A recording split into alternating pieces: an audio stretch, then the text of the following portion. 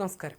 നടിയെ ആക്രമിച്ച കേസിൽ ഒന്നാം പ്രതി പൾസർ സുനി കുറ്റക്കാരനെന്ന് സെഷൻസ് കോടതി കണ്ടെത്തിയതിന് പിന്നാലെ സുനി ദി ന്യൂസ് മിനിറ്റിന് മുമ്പ് നൽകിയ അഭിമുഖത്തിലെ വിവരങ്ങൾ ചർച്ചയാകുന്നു. കർശനമായ ഉപാധി വ്യവസ്ഥകളോടെയാണ് 2024 സെപ്റ്റംബറിൽ സുപ്രീം കോടതി സുനിക്ക് ജാമ്യം അനുവദിച്ചത്. മാധ്യമങ്ങളുമായി സംസാരിക്കുന്നതിന് വിലക്കുണ്ടായിട്ടും ഒരു മാസത്തിനു ശേഷം ന്യൂസ് മിനിറ്റിന്റെ നിധി സുരേഷുമായി സംസാരിക്കാൻ സുനി തയ്യാറാവുകയായിരുന്നു. ഭീഷണി മുഴക്കിക്കൊണ്ടാണ് ആദ്യം സുനി നിധിയോട് സംഭാഷണം തുടങ്ങുന്നത്. ഹ്രസ്വമായ ഫോൺ സംഭാഷണത്തിന്റെ അവസാനത്തിൽ ശാന്തനായി സുനി പറഞ്ഞത് ഇങ്ങനെയാണ്: ഞാൻ നിങ്ങളോട് സംസാരിച്ച വിവരം പുറത്തറിഞ്ഞാൽ എനിക്ക് മാത്രമല്ല നിങ്ങൾക്കും പ്രശ്നമാകും, എന്നെ തെറ്റിദ്ധരിക്കരുത്, ഇതൊരു ഭീഷണിയാണെന്നായിരുന്നു. അടുത്ത 13 മാസങ്ങളിൽ സുനി ഒന്നിലധികം തവണ ഫോണിലൂടെയും 4 തവണ നേരിട്ടും നിധി സുരേഷിനോട് സംസാരിച്ചു. അതിക്രമത്തിൽ തനിക്കുള്ള പങ്ക് രേഖാമൂലം ഒരു മാധ്യമത്തോട് വിശദീകരിക്കാൻ സുനി സമ്മതിച്ചത് അന്നാദ്യമായിരുന്നു. 2025 ഏപ്രിലിൽ റിപ്പോർട്ടർ TV ഒരു ഒളിക്യാമറ ഓപ്പറേഷൻ നടത്തിയപ്പോഴാണ് സുനി മാധ്യമത്തോട് സംസാരിച്ച മറ്റൊരു വിവരം. ഒരു TV ജേർണലിസ്റ്റിനോട് സംസാരിച്ചത് എന്തുകൊണ്ടാണെന്ന് ചോദിച്ചപ്പോൾ സംഭാഷണം റെക്കോർഡ് ചെയ്യുന്നുണ്ടെന്ന് തനിക്ക് അറിയാമായിരുന്നുവെന്നും എന്നാൽ അതുടൻ സംപ്രേഷണം ചെയ്യുമെന്ന് കരുതിയിരുന്നില്ലെന്നും സുനി പറഞ്ഞു. സുനി സത്യസന്ധമായി പറയുകയാണോ അതോ ക്യാമറയിൽ കുടുങ്ങിയതിന് ചമ്മലാണോ എന്ന് പറയാൻ പ്രയാസമായിരുന്നു. സംഭാഷണങ്ങളിൽ സുനി തന്റെ കുറ്റം നിസ്സംശയം സമ്മതിച്ചു.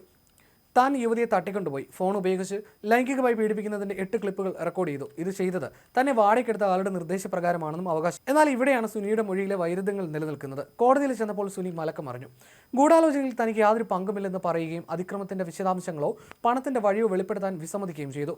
ഇത് ആത്യന്തികമായി കേസിനെ ദുർബലപ്പെടുത്തി. ന്യൂസ് മിനിറ്റിന് വേണ്ടി ഒരു ടെക്സ്റ്റ് സ്റ്റോറി അഭിമുഖം നൽകാൻ സുനി സമ്മതിച്ചു. എന്നാൽ ക്യാമറയുടെ മുമ്പിൽ ഇതേ കാര്യങ്ങൾ പറയാൻ വിസമ്മതിച്ചു. 2024 ഒക്ടോബറിൽ നിധിയെ ആദ്യമായി കണ്ടുമുട്ടിയപ്പോൾ കുറ്റകൃത്യത്തിന്റെ വിശദാംശങ്ങളിലേക്ക് കടക്കാൻ സുനി തയ്യാറായില്ല. കോടതിയിൽ മൊഴി നൽകാനായിരുന്നു സുനിയുടെ പ്ലാൻ. ന്യായാധിപനോട് സത്യസന്ധത പുലർത്തണമെന്നായിരുന്നു സുനി പറഞ്ഞത്. ജയിലിലെ യോഗാധ്യാപകൻ തന്റെ ജീവിതം മാറ്റിമറിച്ചെന്ന് സുനി അവകാശപ്പെട്ടു. സത്യം പറഞ്ഞു തുടങ്ങാൻ യോഗ പരിശീലനം പഠിച്ചുവെന്നും എന്നാൽ തന്റെ അഭിഭാഷകന് അതിൽ സന്തോഷമുണ്ടായിരുന്നില്ലെന്നും സുനി പറഞ്ഞു. ദിവസങ്ങൾക്ക് ശേഷം സുനി ജഡ്ജിയുടെ മുന്നിൽ ഹാജരായി സത്യം ചെയ്ത് കള്ളം പറഞ്ഞു. കേസിലെ സുപ്രധാനമായതും എന്നാൽ കണ്ടെത്താനാകാത്തതുമായ തെളിവാണ് നടി ആക്രമിക്കപ്പെടുമ്പോൾ ദൃശ്യങ്ങൾ പകർത്തിയ മൊബൈൽ ഫോൺ. ഈ ഫോണിനെ കുറിച്ച് സംസാരിക്കാൻ സുനി വിസമ്മതിച്ചു. ആ ഫോൺ എവിടെയാണെന്ന് ഞാൻ ഒരിക്കലും നിങ്ങളോടോ മറ്റാരെങ്കിലോടോ പറയില്ല, സുനി ഉറപ്പിച്ച് പറയുകയായിരുന്നു. അത് ഇപ്പോഴുമുണ്ടോ അതോ നശിപ്പിച്ചോ എന്ന ചോദ്യത്തിന് ഞാൻ ഒരുപാട് കാര്യങ്ങൾ പറഞ്ഞു കഴിഞ്ഞു. ഇത് ഞാൻ ഒരാളോട് ചെയ്ത വാഗ്ദാനമാണ്, ഫോണിനെക്കുറിച്ച് സംസാരിക്കില്ലെന്ന് ഞാൻ എപ്പോഴും വാക്ക് പാലിക്കും എന്നായിരുന്നു അഭിമുഖത്തിലെ സുനിയുടെ മറുപടി. യുവതി ആക്രമിക്കപ്പെടുമ്പോൾ താൻ കാറിൽ ഉണ്ടായിരുന്നില്ലെന്നും സുനി കോടതിയിൽ പറഞ്ഞിരുന്നു. എന്നാൽ ആക്രമിക്കാനുള്ള ഗൂഢാലോചനയെക്കുറിച്ച് തനിക്ക് അറിവുണ്ടായിരുന്നുവെന്നും സമ്മതിച്ചു. ദിലീപുമായി താൻ ബന്ധപ്പെട്ടിരുന്നുവെന്നും നടന്റെ ഭാര്യയ്ക്കും സുഹൃത്തുക്കൾക്കും വേണ്ടി താൻ പലപ്പോഴും ജോലി ചെയ്തിട്ടുണ്ടെന്നും സമ്മതിച്ചു. എന്തുകൊണ്ടാണ് ഇത്ര പ്രകടമായി കള്ളം പറഞ്ഞതെന്ന് ചോദിച്ചപ്പോൾ കോടതിയിൽ അങ്ങനെ മാത്രമേ സംസാരിക്കാൻ കഴിയൂ എന്ന് നിസ്സംഗതയോടെ ചിരിച്ചുകൊണ്ട് മറുപടി പറഞ്ഞു. ഒരാളെ തട്ടിക്കൊണ്ടു പോകുന്നതും വലിയ കാര്യമല്ല, തെരുവിൽ നിന്നൊരു കോഴിയെ പിടിക്കുന്നത് പോലെ വലിയ എളുപ്പമാണ്, വലിയ റിസ്ക് ഒന്നുമില്ലെന്നും സുനി പറഞ്ഞു. ഞാൻ കേട്ടല്ലോ നിങ്ങൾ ആ ആളെ കണ്ടെന്ന് സുനി പറഞ്ഞു. നിധി സുരേഷ് ദിലീപുമായി നടത്തിയ കൂടിക്കാഴ്ചയെക്കുറിച്ചും സുനി സംസാരിച്ചിരുന്നു. നടനുമായിട്ടുള്ള തന്റെ സംഭാഷണം പൊതുവായ ഒന്നായിരുന്നുവെന്നും സ്ത്രീകളെ താൻ വളരെയധികം ബഹുമാനിക്കുന്നുവെന്നും അദ്ദേഹം ഊന്നി പറഞ്ഞുവെന്നും നിധി സുനിയോട് പറഞ്ഞു. ഇത് കേട്ട് സുനി ചിരിക്കുകയായിരുന്നു. യഥാർത്ഥത്തിൽ തനിക്ക് മനസ്സിലാകാത്തത് താൻ സ്ത്രീകളെ ബഹുമാനിക്കുന്നില്ലെന്ന് ആളുകൾ പറയുന്നത് എന്തുകൊണ്ടാണെന്ന്. ഞാനും സ്ത്രീകളെ ബഹുമാനിക്കുന്നുണ്ട് അല്ലേ എന്നായിരുന്നു സുനിയുടെ വാക്കുകൾ. അതേസമയം അഭിമുഖം എടുത്ത നിധിയുടെ വാക്കുകൾ ഇങ്ങനെയായിരുന്നു: ഒരാഴ്ചയ്ക്ക് ശേഷം താൻ സുനിയെ കാണാനായി കൊച്ചിയിലേക്ക് പറഞ്ഞു. സഹപ്രവർത്തക മരിയയ്ക്കൊപ്പമാണ് പോയത്, ഒരിക്കലും ഒറ്റയ്ക്ക് പോയില്ല. മിക്കപ്പോഴും സുനി ഒരേ വേഷത്തിലായിരുന്നു. നീല ജീൻസ്, വെള്ള ഷർട്ട്, ഒരു വെള്ളിമാല, വെള്ള ക്രോക്സ്, ഒരു തവണ മാത്രം നീല നിറത്തിലുള്ള സ്വെറ്റർ ധരിച്ചിരുന്നു.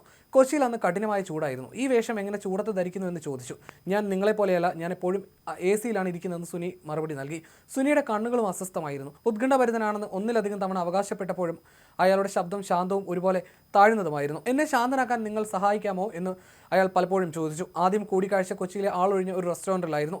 19 വയസ്സ് മുതൽ സുനി പലതവണ ജയിലിനകത്തും പുറത്തുമായിട്ടുണ്ട്. മയക്കുമരുന്ന്, മോഷണം, കവർച്ച, കള്ളപ്പണം വെളുപ്പിക്കൽ, തട്ടിക്കൊണ്ടുപോകൽ, ഒടുവിൽ ഇപ്പോൾ ബലാത്സംഗം എന്നും സുനി അന്ന് പറഞ്ഞിരുന്നു.